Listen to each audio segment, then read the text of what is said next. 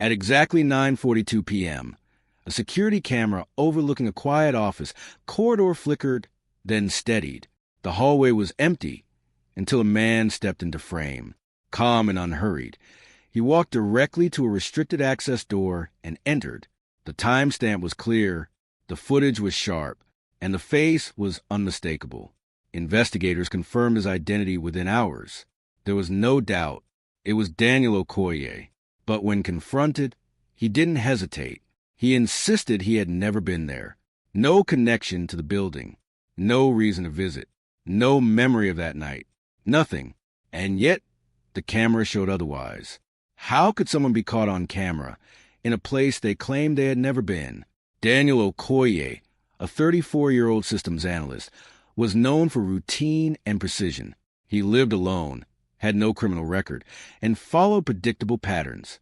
His digital activity reflected this consistency: scheduled emails, regular logins, and stable location data.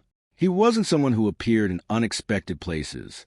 The building in question, a secure financial consultancy firm, had reported a silent breach that night. Sensitive data was accessed and transferred without triggering alarms. No forced entry. Only one trace remained: footage showing Daniel moving through restricted areas. When questioned, Daniel provided a simple timeline. He went home after work, ordered food, watched a film, and slept. Phone records supported this. Location data placed him near his apartment. Transactions confirmed his order, and streaming activity aligned with his account. Everything matched, except the footage. Investigators analyzed the video frame by frame. The man's face, posture, and movement all matched Daniel. Facial recognition returned a high-confidence result. Gait analysis aligned. There was no visible disguise. Everything pointed to him, yet his alibi held.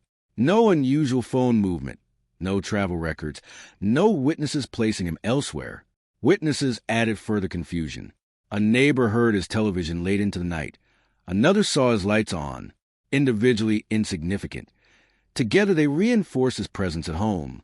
The contradiction deepened. The footage placed him at the scene, but the evidence suggested he never left. Forensic analysis confirmed the footage had not been altered.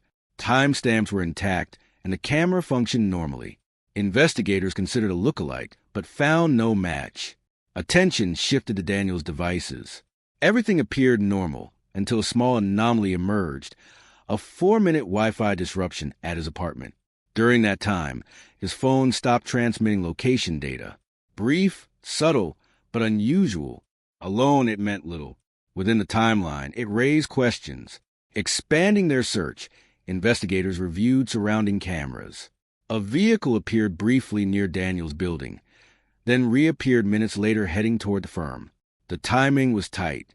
A reflection in a storefront window revealed a figure inside, wearing clothing similar to Daniel's, with the same build, but slight differences in posture and jawline suggested it wasn't him.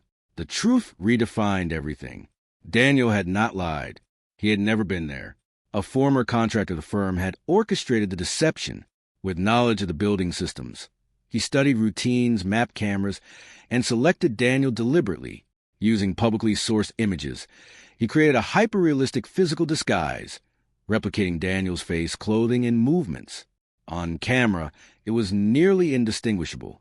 The impersonator entered using clone credentials, accessed the data, and left, ensuring every angle reinforced the illusion. The flaw lay not in the disguise, but in timing.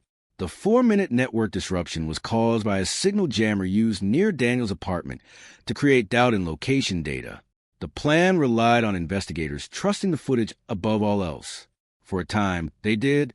Eventually, the impersonator was identified through vehicle tracking, purchase records, and forensic traces. Daniel was cleared, but the damage lingered. For weeks, he had been suspected, his reality challenged by undeniable footage. The case revealed a critical truth. Clarity is not always accuracy. The footage was real, the actions were real, but the identity was not.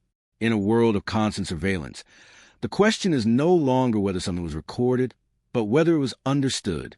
Because sometimes the camera doesn't lie, but it doesn't tell the whole story either.